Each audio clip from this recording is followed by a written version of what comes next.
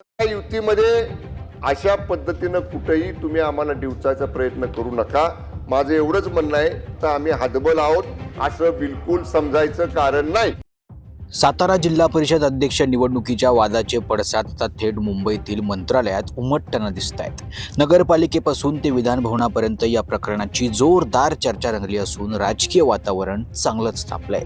संख्याबळ नसतानाही भाजपनं डाव खेळत आपला अध्यक्ष बसवल्याचा गंभीर आरोप करण्यात आलाय. यामध्ये पोलीस अधीक्षकांनी मदत केल्याचा आरोपही करण्यात आलाय. या सगळ्या घडामोडींनंतर शिवसेना शिंदे गटातील मंत्री आणि आमदारांनी आक्रमक भूमिका घेतली आहे. उपमुख्यमंत्री एकनाथ शिंदे यांच्या दालनात शिवसेना आमदारांची तातडीची बैठक पार पडली.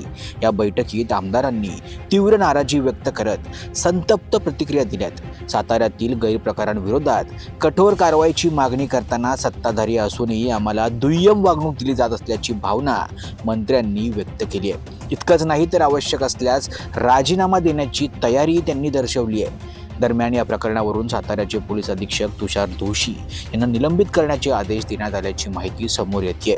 त्यानंतर सभागृहातही या मुद्द्यावरून जोरदार गदारोळ झाला आणि कामकाज स्थगित करावं लागलं.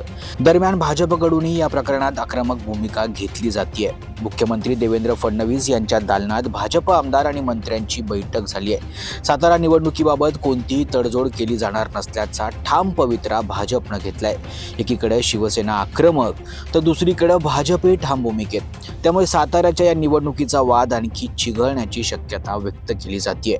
पुढे या राजकीय संघर्षाला कोणतं वळण मिळणार याकडे संपूर्ण राज्याचं लक्ष लागलंय. Bureau report, Maharashtra news 24.